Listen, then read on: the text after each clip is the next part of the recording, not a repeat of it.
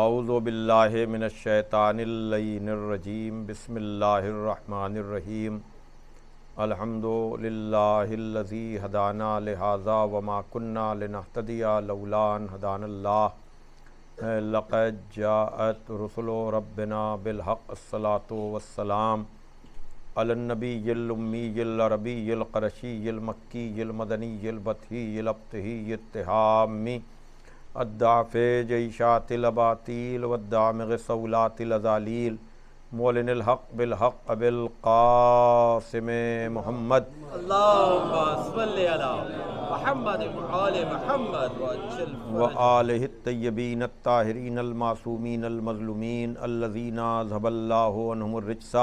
وطہرہم تطہیرا اللہم صلی علی محمد وآل محمد ولعنۃ اللہ علی اعدائہم اجمعین من الآن الی یوم الدین اما بعد فقد قال علی علیہ السلام ان اللہ بعث رسولا ہادیا بکتاب ناطق وامر قائم لا یہلک عنہ الا ہالک۔ صلوات بھیجے محمد۔ اللہم صلی علی محمد وآل محمد بزرگان محترم و دوستان عزیز، آپ حضرات کے سامنے دعوت ذوالعشیرہ سے کربلا تک کا ایک سلسلہ جاری ہے، اور اس کے مقدمے کے طور پر ہم نے گزشتہ 2 مجلسوں میں نور اول کی خلقت سے لے کر بعثت رسول تک کا تذکرہ کیا، اس بات کی وضاحت کرتے ہوئے کہ پروردگار عالم نے ہدایت کا انتظام خود اپنے ذمے رکھا اور نبیوں اور رسولوں کی شکل میں اس سلسلے کو جاری اور ساری رکھا۔ آخری نبی محمد مصطفیٰ صلی اللہ علیہ وآلہ وسلم کی بعثت کے موقع پر اس نے ایسا انتظام کیا کہ پیغمبر کو تنہا نہیں چھوڑا، اور ولادت کے سلسلے سے لے کر کے جو شواہد ہمیں ملتے ہیں کہ یہ سلسلہ نور مسلسل تھا، پیکر بشری میں آنے کے بعد اس میں سن و سال کا جو فاصلہ وہ ظاہری کہ پیغمبر اس دنیا ظاہری میں 1 عام الفیل میں جناب عبداللہ کے گھر میں آئے، اور 30 سال کے بعد 30 عام الفیل کو مولا کائنات غالب علی کل غالب مطلوب کل طالب حضرت علی ابن ابی طالب علیہ الصلاۃ والسلام جناب فاطمہ بنت اسد کی آغوش میں خانہ کعبہ میں تشریف لائے۔ چونکہ پروردگار عالم ہدایت کا انتظام بھی کرتا ہے، حجتوں کو تمام بھی کرتا ہے، اس لیے اس نے اس ذمہ داری کے لیے کہ اگر ادھر سے سازش ہو تو ادھر سے حجت کو تمام کیا جائے۔ بظاہر عجیب سی لگنے والی بات، لیکن اگر آپ پورے سلسلے کو دیکھیں گے تو بات سمجھنے میں آسانی ہوگی۔ بہت سی چیزیں جو ہم لوگوں کے لیے عجیب سی لگتی ہیں، لیکن اگر سلسلہ ہدایت کو آپ دیکھیں تو پروردگار عالم نے اسی طرح سے حجتوں کو تمام کیا ہے۔ مثلاً اشارہ میں کر چکا ہوں کہ جناب ابراہیم کے لیے نار نمرود کا گلزار ہو جانا، جناب موسیٰ کے لیے دریا میں راستے کا بن جانا، یا خود جناب موسیٰ کے بعد فرعون کے دربار میں جا کر کمسنی میں حفاظت کا جو انتظام کیا گیا ہے، ورنہ ماں کا کیا دل ہوتا ہے، اس نے اپنے بیٹے کو دریا کے سپرد کیا، اور قرآن کہتا ہے کہ اگر ہم نے مادر موسیٰ کے دل کو تھام نہ لیا ہوتا تو مادر موسیٰ اپنے بیٹے کی جدائی برداشت نہ کر پاتی۔ اب وہاں پہنچ کر کے جو انتظام ہوا، یہ ساری چیزیں قرآن مجید میں موجود ہیں، اور مسلمان قرآن کے حوالے سے ان ساری چیزوں پر یقین کرتا ہے۔ خاص کر جناب عیسیٰ کی جب بات ہوتی ہے تو کون ایسا مسلمان ہے جو اس آیت کو نہیں پڑھتا کہ جب جناب عیسیٰ کی ولادت ہوئی تو آ گئے لوگ کہنے کے لیے کہ مریم نہ تمہاری ماں ایسی تھی نہ تمہارا باپ ایسا تھا، یہ بچہ کہاں سے آیا؟ تو اللہ نے کہا کہ نہیں، تم نہ بولو، تم سے ہم نے دین کا کام لیا ہے تو حجت بھی ہم تمام کریں گے۔ کہا تم چپ رہو، اس بچے کی طرف اشارہ کر دو، یہ بچہ بول کے بتائے گا کہ تم کیا ہو۔ توجہ کیجئے گا۔ اور پھر جناب عیسیٰ نے کیا کہا؟ قرآن میں آیت موجود ہے کہ انی عبداللہ آتانی الکتاب وجعلنی نبیہ، میں اللہ کا بندہ ہوں، ہمیں کتاب عطا کی گئی ہے، ہمیں نبی بنا کر بھیجا گیا ہے۔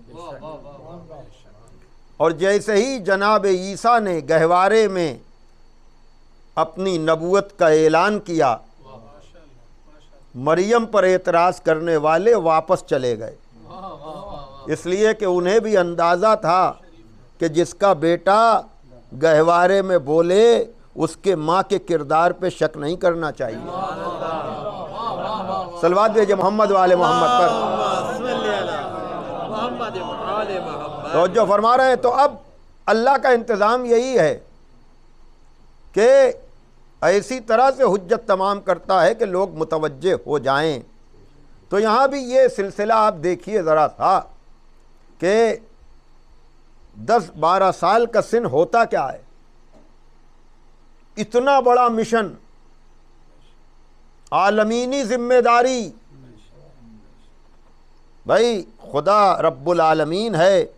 تو پیغمبر بھی تو رحمت للعالمین ہے، عالمین کے لیے رحمت بن کر آیا ہے۔ آپ اندازہ کریں کہ اب ایسے مشن کے لیے پروردگار عالم کسی بزرگ کا بھی تو انتخاب کر سکتا تھا۔ 40 برس کا یہ نبی اعلان رسالت کر رہا ہے، اور اس کی گواہی کے لیے میں نے کہا وہ نورانی سلسلہ اب چھوڑ دیجئے، اب دنیا ظاہری میں آ کر دیکھیے آپ کہ مولا علی 10 برس کے ہیں، اور مولا علی ہی کے ذریعے سے سب کو بلوایا جاتا ہے۔ کبھی ٹھنڈے دل سے بیٹھ کر لوگ سوچیں کہ جب یہ آیت نازل ہوئی وَانذِرْ عَشِیرَتَکَ الْأَقْرَبِینَ، اے میرے حبیب اب تم قرابت داروں کو خوف خدا دلاؤ، تو 10 برس کے بچے سے دعوت بھیجی جا رہی ہے کہ اولاد عبد المطلب سے کہو کہ ان سے ضروری بات کرنی ہے۔ پہلی منزل پر یہی قابل غور بات ہے کہ کسی بڑے کو منتخب کیوں نہیں کیا بھائی؟ یا وہ آنے والے بھی کہتے کہ بچے کی بات کا کیا اعتبار؟ یہ میں وہ چیزیں بیان کر رہا ہوں جو آپ روزانہ یعنی کتابوں میں لکھی ہوئی ہیں۔ اس کا مطلب یہ ہے کہ دنیا بھی جان رہی تھی کہ یہ بچہ عام بچہ نہیں ہے جو بلانے آیا ہے۔ سارے اولاد عبد المطلب جمع ہوئے، اور پھر انتظام بھی اس طرح کا کیا گیا کہ مختصر سا گوشت، مختصر سا شیر یعنی دودھ، اور اس میں 40 کم از کم 40 لوگ، یعنی کہا جاتا ہے کہ ایک آدمی کے لیے بھی وہ غذا ناکافی تھی۔ بڑے بڑے بکروں کو اور اونٹ تک کا گوشت کھا جانے والے، ان کے لیے پیغمبر نے بس ذرا سا، تو اب یہ اشارے مل رہے ہیں کہ اس کو عام دعوت تم نہ سمجھو، توجہ فرمائیے گا۔ لیکن اب اس کے بعد وہ لوگ جو مسلسل دیکھ رہے تھے کہ یہ اعلان اس طرح کا، یہ ہمارے دین پر حملہ ہو رہا ہے، ہمارے دین کے خلاف بات ہو رہی ہے، تو نبی نے بھی کہا کہ اے اولاد عبد المطلب، میں تمہارے لیے ایسا پیغام لے کر آیا ہوں جو اس سے پہلے کوئی اس طرح کا پیغام لے کر نہیں آیا۔ اور میں نے عرض کیا تھا کسی مجلس میں کہ یہ وہ روایت ہے، یہ وہ واقعہ ہے کہ جس کو تاریخ طبری میں بھی تفصیل اور وضاحت کے ساتھ لکھا گیا کہ جب پیغمبر کھڑے ہوئے اور پیغمبر نے کھڑے ہو کر کچھ کہنا چاہا تو ابو لہب نے ڈسٹرب کیا اور چاہا کہ نبی بول نہ پائیں۔ پہلے دن تو دعوت بغیر کسی پیغام، بغیر کسی بیان کے تمام ہو گئی، وہی بات کہ حجت کو تو تمام ہونا ہے۔ دوسرے دن پھر کہا گیا کہ یا علی جاؤ اور سارے لوگوں کو بلا کر کے لے کر آؤ۔ پھر اسی طرح سے دوسرے دن بھی سارے لوگ جمع ہوئے۔ اب جب دوسرے دن پھر وہی کھانا کھانے کے بعد یہ لوگ جانے لگے اور ابو لہب نے بے ادبی کرنا چاہی، پیغمبر کی بات کو کاٹنا چاہا، تو اب عجیب بات ہے کہ بزم کے کونے سے ایک مجاہد اٹھتا ہے اور ابو لہب کے گریبان میں ہاتھ ڈال کے یہ کہتا ہے کہ اے کانے، تجھے اس امر سے کیا مطلب؟ دیکھیے، جو ابو لہب کو بٹھا رہا ہے اس کے ایمان پر بحث ہو رہی ہے۔ میں حالانکہ عرض کر چکا ہوں ایک مجلس میں جو کچھ لوگ تھے وہاں پر کہ اب ایمان ابو طالب نہیں، اس واقعے کی روشنی میں احسان ابو طالب پر بات ہونی چاہیے۔ بھائی توجہ فرمائیے گا کہ اگر تاریخ طبری جیسی کتاب میں جس کا مشن ہی یہ ہے کہ ثقیفائی سلسلے کو مضبوط کیا جائے اور غدیر والے سلسلے پر حملہ کیا جائے، اگر اس تک کی تاریخ میں یہ واقعہ اس تفصیل کے ساتھ موجود ہے، توجہ فرمائیے گا، یہ والا واقعہ نہیں ہے، یہ تو ہماری کتابوں میں، یہ وضاحت کر دوں تاکہ، لیکن جو آگے میں بیان کروں گا اصل بات وہی ہے، لیکن یہ چیز بھی اور کتابوں میں کہ ایک مرتبہ جناب ابو طالب نے ابو لہب کو بٹھایا اور کہا کہ، اور پھر اس میں جو عیب تھا، اس کا جو ایک آنکھ اس کی ٹھیک نہیں تھی، کا اسکت یا آور، اے کانے خاموش ہو جا، اور جناب ابو طالب نے اسے بٹھایا اور الغدیر جیسی کتاب میں یہ وضاحت کہ ایک مرتبہ متوجہ ہوئے پیامبر اسلام کی طرف اور کہا قم یا سیدی، اے میرے سید کھڑے ہوئیے، وبلغ بما تحبو، اور جو بھی آپ چاہتے ہیں اس کی تبلیغ کیجئے۔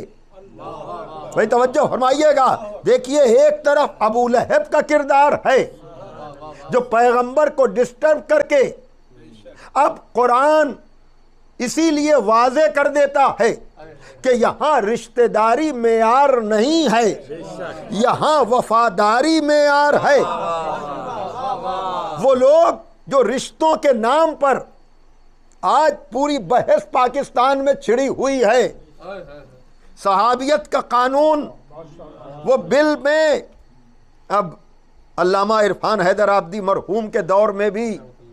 اس طرح کے بل آنے کی بات ہوئی تھی تو انہوں نے تاریخی جملہ کہا تھا یہ لوگ بلوں میں بل ملا رہے ہیں۔ بھائی صلوات بھیجئے محمد والے محمد پر، ایک اور صلوات بھیجئے محمد والے محمد۔ بھائی دیکھیے یہ کوئی آج کی بات نہیں ہے، اس موقع پر بھی وہاں اس طرح کی کوششیں ہوئی تھیں، اور پھر جب یہ ہوا کہ جو بھی صحابہ کے لیے کچھ بھی کہے وہ واجب القتل ہو سکتا ہے یا اس کو بڑی سزا دی جا سکتی ہے، تو تاریخی کتاب مرتب ہوئی، اس لیے کہ اس وقت اتنا موقع نہیں تھا کہ کتاب لکھی جاتی، کتابوں کی فوٹو کاپی کر کر کے تحقیقی دستاویز کے نام سے کتاب مرتب کی گئی، اور وہ ایسی کتاب بن گئی کہ اب ہمیں کوئی چیز دکھانے کی ضرورت نہیں ہے۔ ایک چیز یہ ہے کہ ہم نے کہا یہ چیز فلاں کتاب میں لکھی ہے، یہ چیز فلاں کتاب میں لکھی ہے، یہ چیز فلاں کتاب میں لکھی ہے، تو اس میں تو یہ ہوتا ہے کہ آدمی جا کر کے اس کتاب میں دیکھے۔ تحقیقی دستاویز جو پیش کی گئی وہ کبھی کبھی کچھ چیزیں اتفاقی ایسی تاریخی ہو جاتی ہیں۔ ذرا سی توجہ میں چاہتا ہوں، عام طور سے جب کوئی ریفرنس یا حوالہ دیا جاتا ہے تو فوراً جو ہے وہ صفحہ سطر بتا دیا گیا کہ اس پیج میں، اس میں زیادہ احتیاط کی جاتی ہے تو کس ایڈیشن یا کہاں کی چھپی ہوئی ہے۔ اس سے پہلے ایک کام ہندوستان میں ہو چکا ہے، اور جو لوگ بھی علمی ذوق اور شوق رکھتے ہیں ان کے لیے میں یہ عرض کرنا چاہتا ہوں کہ تاریخ احمدی کے نام سے ایک پوری کتاب پیش کی گئی تھی۔ اس کا بھی کمال یہی تھا کہ متن جو تھا اس کا، یعنی اوریجنل ٹیکسٹ جو اس کا تھا وہ تو اردو میں تھا، لیکن سائیڈ میں جن کتابوں کے حوالے دیے گئے تھے اس کا بھی ایز اٹ از ٹیکسٹ جو ہے وہ کہ عربی کی چیز تھی تو عربی میں لکھی ہوئی ہے کتابوں کے حوالے کے ساتھ، اور فارسی کی ہے تو فارسی میں لکھی ہوئی ہے، تاکہ اوریجنل ٹیکسٹ بھی آپ کو مل جائے، اور جو اصل کتاب ہے وہ اردو میں ہے، اور سائیڈ میں جو حاشیہ ہے وہ اسی چیز کا لکھا ہوا ہے کہ آپ کو اوریجنل ٹیکسٹ بھی مل جائے اور ٹرانسلیشن بھی مل جائے۔ یہ تاریخ احمدی، اسی لیے اس کو ہے ایک ہی جلد ہے اس کی، لیکن اس کو بہت زیادہ پذیرائی ملی، اور ہمارے کیا کہ بزرگ خطبہ نے، سینئرز نے اسے تاریخ کا انسائکلوپیڈیا کہا، لیکن اس میں بھی یہ تھا کہ عبارت نقل کی گئی تھی، یعنی جو چیز تھی وہاں سے لکھ کر کے وہ تحقیقی دستاویز میں اس سے آگے کا کام ہوا ضرورتاً کہ لکھنے کا بھی موقع نہیں تھا۔ اس میں یہ ہوا کہ اہل سنت کی جتنی کتابیں مہیا تھیں اس لائبریری میں، اس کی فوٹو کاپی کر کر کے یہ کتاب، یہ کتاب، یہ کتاب، یہ کتاب، یہ کتاب، اور کہا گیا کہ اگر یہی معیار ہے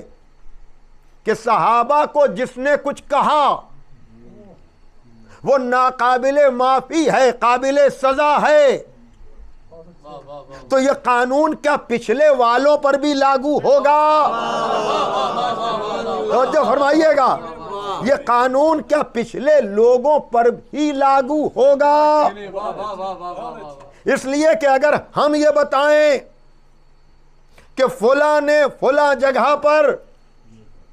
نبی کے ساتھ گستاخی کی تو آپ یہ کہیں کہ آپ قابل سزا ہیں آپ یہ بیان دینے کی وجہ سے، تو پچھلے جتنے لوگوں نے یہ بتایا کہ احد میں کون بھاگا، صلوات پڑھیں آپ محمد والے محمد پر، ایک اور صلوات پڑھ دیں آپ محمد والے محمد پر۔ تو بہرحال وہ تفصیلات تو اس وقت وہاں تو میں نہیں جا نہیں سکتا ہوں، لیکن میں آپ کو خالی یہیں پر روک کر یہ بات بتانا چاہ رہا ہوں کہ اسی جگہ پر ابو لہب بے ادبی کر رہا ہے اور جناب ابو طالب کہہ رہے ہیں کہ میرے سید اٹھیے، تو میں نے یہ کہا کہ جو دعوت دینے والا تھا وہ کم سن تھا، لیکن یہاں دوسری بات بھی ہو رہی ہے کہ عام طور سے بھتیجے کو سید و سردار نہیں کہا جاتا، لیکن وہی بات کہ جب نبی ایسا ہے تو وسیع کیسا ہوگا۔ بڑی توجہ، کہا کہ اٹھیے میرے سید، اٹھیے میرے سردار، اور جو آپ کے دل میں آئے کہیے، اور اپنے رب کی رسالت کی تبلیغ کیجئے۔ بڑی توجہ۔ اب آدمی یہ بتائے کہ یہ فعل ابو طالب کا اسلام کے فیور میں ہے یا اسلام کے خلاف ہے؟ ایک طرف، لیکن وہی یہاں پر جو منظر پیش کیا ہے علامہ نسیم امروہوی نے، پہلے بھی میں نے جو خمسہ جناب ابو طالب کے حوالے سے رونق صاحب کے زیر اہتمام منعقد ہوا تھا، اور کل گفتگو ہو رہی تھی کہ اس کو ڈھونڈا جائے تو 5 مجلسیں تھیں ایمان ابو طالب کے حوالے سے، لیکن اس منظر کو علامہ نسیم امروہوی نے، جس کو سچے بھائی نے اپنے انداز میں پڑھا بھی، شریک دعوت اسلام ہیں ابو طالب، اللہ اکبر، تو جو دعوت اسلام کا شریک ہو اس پر الزام لگے کفر کا، اور جو اسلام مخالف لوگ ہوں، میں آگے بہت سی چیزیں حقائق اس اشرے میں پیش کروں گا کہ بنی امیہ کے ارادے کیا تھے، جن ارادوں کو مولا علی نے اپنی طاقت و قوت کے زور پر ختم کر دیا، اور اس کی پوری قیمت بھی انہوں نے ادا کی۔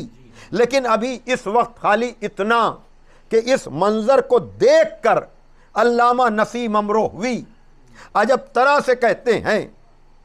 کہ انہی کے دم سے ہوئی ابتدائے بسم اللہ، انہی کے دم سے ہوئی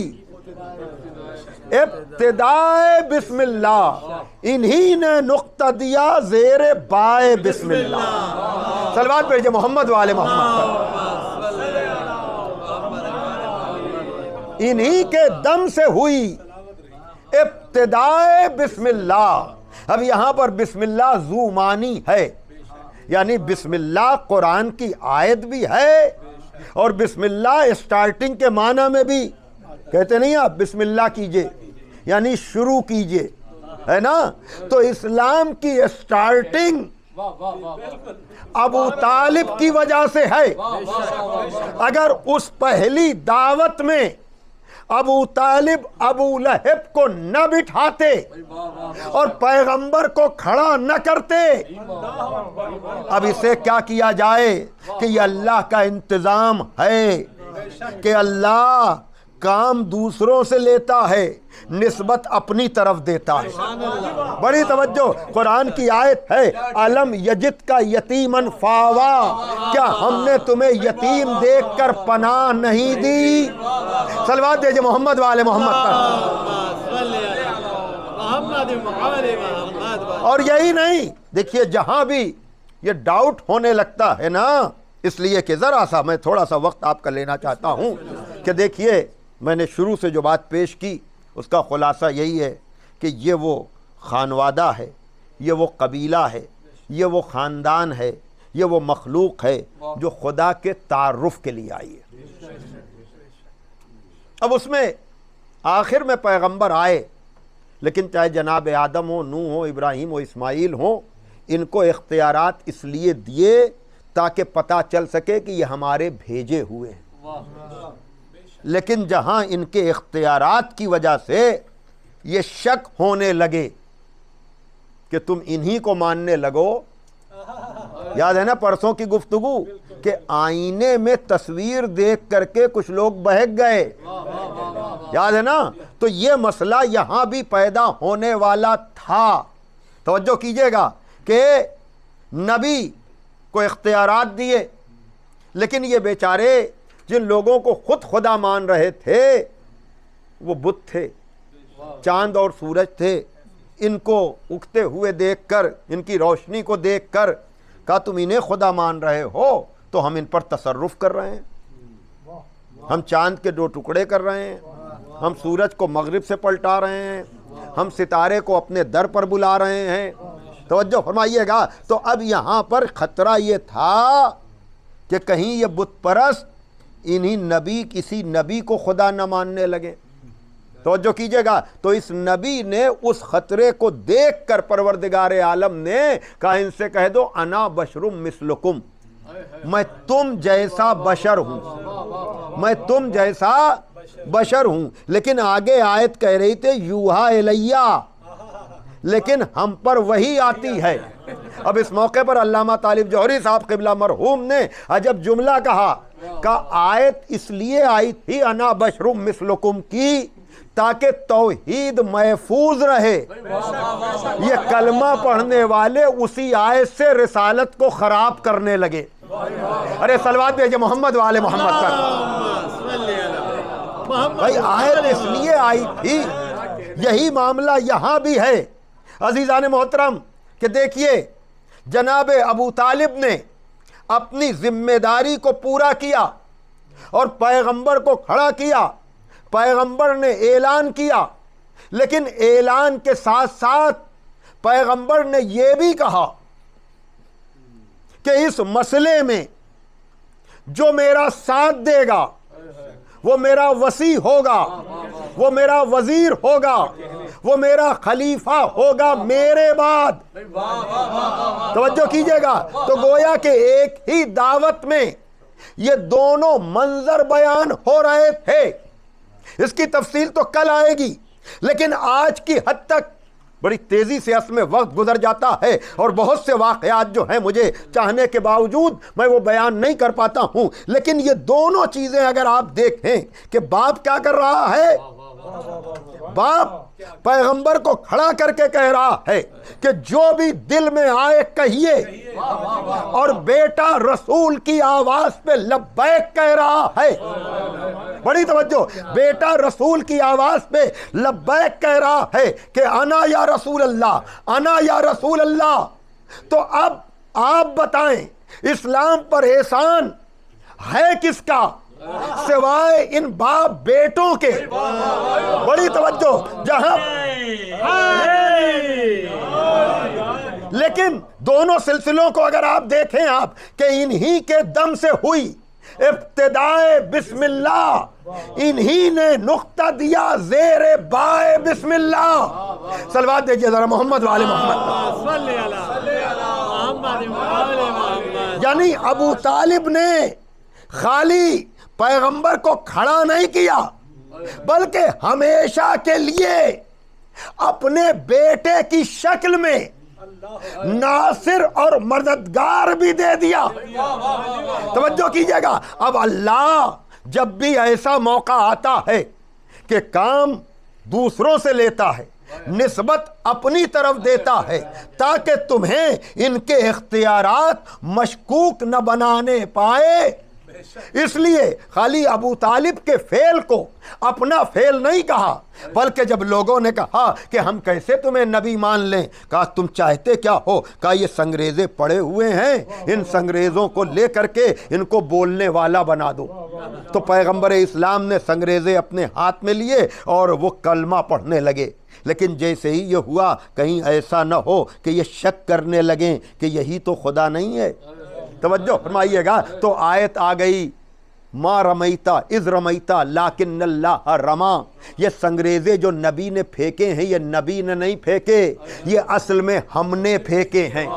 بھائی توجہ فرمائیے گا، یعنی ابو طالب اگر پناہ دے تو اس کام کو اللہ اپنا کام کہے۔ توجہ فرمائیے گا، اور پیغمبر سنگریزے پھینکیں وہ کلمہ پڑھیں تو خدا اس کام کو اپنا کام کہے۔ تو کہنے کا مطلب یہ ہے کہ خداوند عالم اسی بندے کے کام کو اپنا کام کہتا ہے جس کے کردار کی ضمانت لیتا ہے، جس کے کردار کی ضمانت لیتا ہے۔ اسی لیے عرفان کی دنیا میں، معرفت کی دنیا میں بحث یہ نہیں ہے کہ ابو طالب مومن تھے یا کافر تھے، بحث یہ ہے کہ ابو طالب کو نبی مانا جائے کہ وصی مانا جائے۔ صلوات دیجئے محمد والے محمد۔ ایک اور صلوات پڑھ دیں آپ محمد والے محمد۔ اور اس موقع پر میں نے علامہ رشید ترابی مرحوم کا کلام پڑھا تھا، لیکن حافظہ لوگوں کا اتنا مضبوط نہیں ہوتا ہے، اور پھر کووڈ کے 2 سال تو غیب کے ہیں۔ اس لیے اس پچھلی بات کو میں یہاں دوہرا کر کے جناب ابو طالب کے حضور، تاکہ آج کی حد تک یہ بات طے ہو جائے کہ جس نے دعوت ذوالعشیرہ میں نبی کو ابو لہب کے منع کرنے کے باوجود کھڑا کیا تھا، وہ تھا کیا؟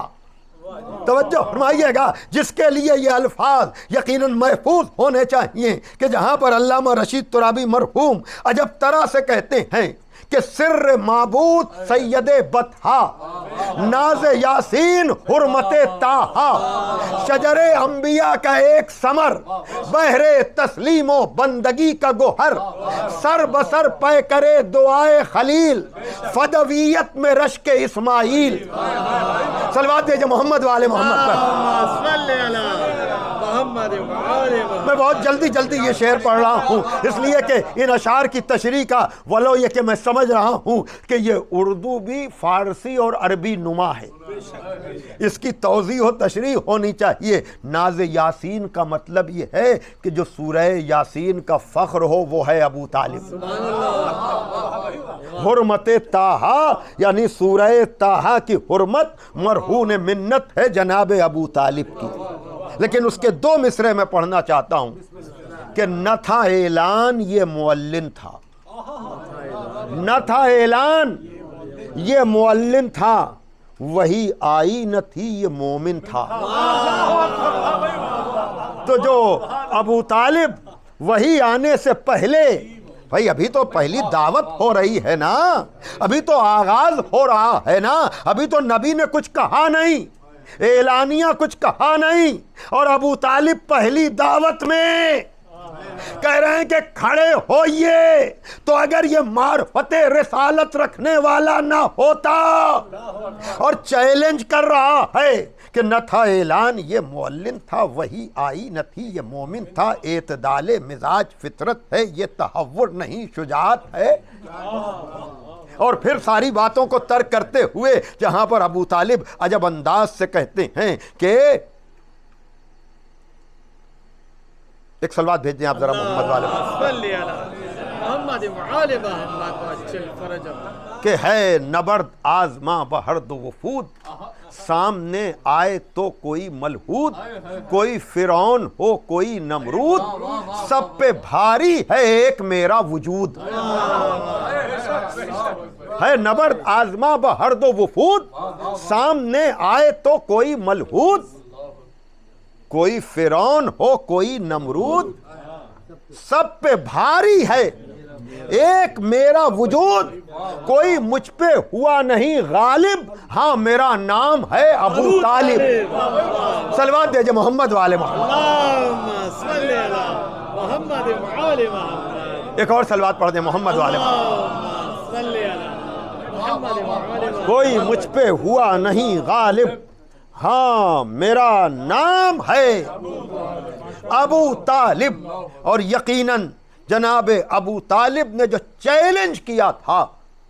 کہ میرے ہوتے ہوئے میرے بھتیجے کے مشن میں کوئی حرف نہیں آ سکتا، اور ایسے کمسن بیٹے کو سپرد کیا۔ یہی بات اصل میں مجھے عرض کرنا تھی، لیکن اس کے لیے اتنا وقت مجھے لینا پڑا آپ کا، تو اب میں آپ کو یہاں پر روکوں گا ذرا سا، اور وہ یہ کہ کہا کہ کون ہے جو میری مدد کرے، کون ہے جو میری نصرت کرے؟ تو بزم کے کونے میں وہ بیٹھا ہوا مجاہد، اس نے نبی کو کھڑا کیا، اور ادھر سے اسی کا بیٹا کھڑا ہو کر کہتا ہے کہ میں حاضر ہوں، میں حاضر ہوں۔ اب سوال یہ پیدا ہوتا ہے کہ یہ سن ہوتا کیا ہے؟ لیکن پتہ ہے ہمارے بزرگوں نے مولا علی کے اس جا کر دیکھیے گا، اور ہر جگہ یہ احتیاط کا جناب ابو طالب کے اس کہنے کے بعد پیغمبر نے جب مدد مانگی، کل وضاحت کروں گا اس کی، تو کھڑے ہو کر کے مولا علی نے کہا کہ انا یا رسول اللہ، میرے پاؤں کی پنڈلیاں نرم نرم ہیں، میرا سن کم ہے لیکن میں آپ کے دشمنوں کی آنکھیں نکال لوں گا. یہ الفاظ تاریخ میں ماشاءاللہ یہ الفاظ تاریخ نے محفوظ کیے. لیکن یہ بھی تو کوئی سوچ سکتا ہے کہ اس سن میں دعوے بڑے بڑے کوئی بھی کر سکتا ہے. لیکن دیکھنے والوں نے دیکھا کہ جو وعدہ کیا تھا ابو طالب کے بیٹے نے اس کو اس طرح سے پورا کیا کہ تلوار چلانا پڑی تو تلوار چلائی، خاموش رہنا پڑا تو خاموش رہے. لیکن شورائے کرام یقیناً میں اسی لیے اشعار کا سہارا لیتا ہوں کہ جو باتیں نثر میں گھنٹوں میں کہی جاتی ہیں وہ شعر میں 2 مصروں میں کہہ دی جاتی ہیں کہ باپ کو کیوں ہوں زحمتیں جب لائق ہو نور عین. باپ کو کیوں ہوں زحمتیں جب لائق ہو نور عین. دین پکارا یا علی سامنے آ گئے حسین. میں نے بہت سے فاصلوں کو وقت میں گنجائش نہ ہونے کی وجہ سے، لیکن آج جو تشنگی رہی ہے بات بہت پھیل گئی، لیکن اگر ایک رخ پر بھی میں جاتا مجھے احساس ہے. لیکن یاد رکھیے گا دعوت ذوالعشیرہ میں جو وعدہ نصرت دین کا، نصرت اسلام کا، نصرت ایمان کا جناب ابو طالب کے بیٹے نے کیا تھا، اگر میرا سفر آپ کے ذہن میں ہے کہ دعوت ذوالعشیرہ سے کربلا تک کا، تو کربلا میں کچھ بتانے کی ضرورت نہیں ہے آپ کو کہ کربلا کیا کر رہی ہے آج تک. کربلا نصرت دین آج بھی کر رہی ہے. لیکن کربلا میں بنی ہاشم جتنے بھی ہیں کہلاتے بنی ہاشم ہیں سب اولاد ابو طالب. سرکار سید الشہداء سے لے کر جناب علی اصغر تک. میں نے اپنے بیان کی ترتیب آج اسی لیے یہ رکھی کہ مرثیے سے میرا بیان مربوط ہو جائے کہ اللہ اکبر وہ کمسنی مولا علی کی جہاں کہا تھا کہ انا یا رسول اللہ میں حاضر ہوں، اور یہاں کربلا میں یہ کمسنی ابو طالب کے اس پر پوتے کی دیکھیے وہاں بھی سن 10-12 سال کا کچھ نہیں ہوتا، لیکن کیا کہنا ابو طالب آپ کے اس حوصلے کا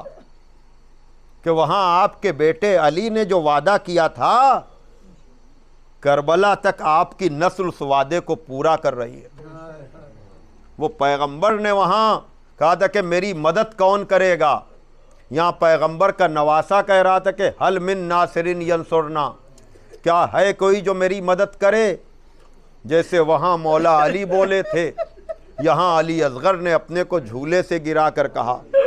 کہ ہم نصرت کے لیے حاضر ہیں. اللہ اکبر. وہی والی بات کہ ان چیزوں کا لکھنا پڑھنا سننا آسان ہے، لیکن جس خاندان نے نصرت کا وعدہ کیا تھا وہ خاندان اس مدد کے فریضے کو اس طرح سے ادا کر رہا ہے، اور یہ چیزیں ایک دوسرے سے مربوط کرتے چلے جائیں کہ دیکھیے ذرا سا میں مصائب میں بھی آپ کو اسی طرح کی کچھ باتیں سنانا چاہتا ہوں بہت ہی سکون و اطمینان کے ساتھ، اور وہ یہ کہ دیکھیے حسین ابن علی نصرت دین کے لیے اپنے گوت کے پالوں کو لے کر کے آئے تھے. عجب جملہ مولا نے عطا کیا. دیکھیے یہ تاریخ تو آپ کے ذہن میں ہے نا، میدانوں میں چلتی ہوئی تلواروں کی بات نہ کیجئے. اب یہ جملہ جو آپ تک جائے گا یقیناً آپ بھی مجھے دعاؤں میں یاد رکھیں گے، اور وہ یہ ہے کہ مباہلے کے میدان میں بھی نبی بڑوں کو لے کر نہیں گئے تھے۔ اتنا بڑا مارکا، پورا مدینہ بھرا ہوا،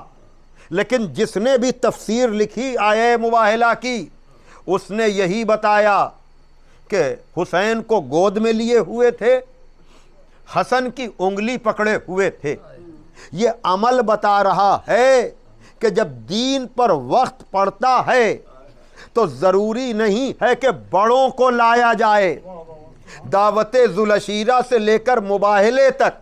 مباہلے سے لے کر کربلا تک یہ کمسنوں کا جانا بتا رہا ہے کہ کبھی کبھی بڑے وہ کام نہیں کر پاتے جو کمسن کر دیتے ہیں۔ مباہلے میں بھی تو یہی ہوا تھا کہ اگر نبی اپنے پاس بیٹھنے والوں کو لائیں، یعنی بڑوں کو، سن والوں کو لائیں، تب تو ان سے مباہلہ کر لینا، لیکن اگر گود کے پالوں کو لے کر آئیں تو ان سے ہرگز مباہلہ نہ کرنا۔ یعنی مباہلے میں نصارہ نے یہ نہیں کہا کہ تم اپنی حق پرستی کے لیے، حق بیانی کے لیے بڑوں کو نہیں چھوٹوں کو لے کر کیوں آ رہے ہو۔ نہیں، جو بھی مذہبی لوگ ہوتے ہیں ان کے ذہن میں یہ خیال ہوتا ہے کہ اگر آدمی گود کے پالوں کو لائے گا تو یقیناً وہ سنجیدہ ہے۔ توجہ کیجئے گا، اور یہی کام مولا حسین نے بھی کیا کہ مولا حسین چونکہ اسی مباہلے والے سلسلے کو آگے بڑھا رہے تھے، اسی لیے وہ بھی گود کے پالوں کو لے کر کے آئے۔ چونکہ عیسائی مقابلے پر آئے تھے نا، عجب طرح کی گفتگو ہو گئی، عجب طرح کی بات ہو گئی۔ عیسائی مباہلے میں آئے تھے نا، عیسائی جانتے تھے کہ جب مریم کی طہارت کی بات آئی تھی تو کسی اور نے نہیں، عیسیٰ نے گہوارے سے طہارت کی گواہی دی تھی۔ تو یعنی بچپنا کبھی کبھی اس طرح کا گواہ بن جاتا ہے جو بڑے گواہی نہیں دے سکتے۔ یہی وجہ ہے علی اکبر کو پیش کرنے والا، عباس کو پیش کرنے والا، اون و محمد کو پیش کرنے والا آخر میں حل من ناصرن کی آواز جب بلند کرتا ہے تو اب گہوارے سے جب رونے کا شور بلند ہوتا ہے تو حسین ابن علی در خیمہ پر آ کر پوچھتے ہیں، یا اختی زینب، میری بہن زینب، میری زندگی میں رونے کا کیا سوال؟ کہا بھیا آپ کی آواز میں اتنا درد تھا کہ علی اصغر نے اپنے کو جھولے سے گرا دیا۔ اللہ اکبر، یہ جھولے سے گرانا نہیں ہے، کہا یہ دادا کا کیا ہوا وعدہ ہے جو آج میں اپنی کمسنی میں بھی پوری کر رہا ہوں۔ اور حسین نے بھی کہا لاؤ لاؤ میرا خون ہے۔ بھائی اس کے مقصد کو سمجھ گیا حسین، علی اصغر کو لے کر کے گئے ہیں۔ دیکھیے حجت تمام کرنے کے لیے، اور یاد رکھیے گا جیسے مہر ہوتی ہے نا، کوئی بیان ہوتا ہے، کوئی پیپر پر کچھ لکھا ہوا ہوتا ہے، جب تک مہر نہ لگ جائے، جب تک سیل نہ لگ جائے، اس وقت تک اس کا کنفرمیشن نہیں ہوتا ہے۔ اللہ اکبر، کربلا کی سیل، کربلا کی مہر کا نام ہے علی اصغر۔ یعنی علی اصغر کربلا میں پورے مارکے کو مکمل کر رہے ہیں۔ اور کہیے تو جملہ میں کہہ دوں کہ جس طرح سے علی اصغر کے بغیر کربلا مکمل نہیں ہوئی، اسی طرح سے سکینہ کے بغیر شام مکمل نہیں ہوئی۔ عجب بات ہے کہ وہاں علی اصغر کی مہر ہے تو وہاں سکینہ کی۔ جزاکم ربکم۔ ہاں آزادارو، لیکن میں جو بات عرض کرنا چاہ رہا ہوں، ذرا سا دو جملے میں اجازت چاہتا ہوں۔ حسین ابن علی اصغر کو لے کر کے آئے ہیں، سوال آپ کیا ہے، علی اصغر کو جلتی ہوئی زمین پہ لٹایا ہے، اور ساتھ میں کیا کہا ہے کہ دیکھو اس کی ماں کا دودھ خشک ہو گیا ہے، تم اسے پانی پلا دو۔ اور کہا کہ اگر تم یہ سمجھتے ہو کہ میں اس بہانے سے پانی پیوں گا تو حسین سوال آپ کی منزل سے آگے جا چکا۔ جس کا علی اکبر مارا گیا، جس کا عباس مارا گیا، جس کے بھانجے مارے گئے، جس کے بھتیجے کا لاشا پامال ہو گیا، اب وہ پانی پی کر کیا کرے گا؟ اب ایک مرتبہ حسین نے علی اصغر کو لیا اور کہا کہ میرے لال تم بھی تو حجت خدا کے فرزند ہو، اپنی حجت ان پر تمام کر دو، جزاکم ربکم۔ تو جو کام طہارت مریم کے لیے جناب عیسیٰ نے کیا تھا وہی کام صداقت حسین کے لیے،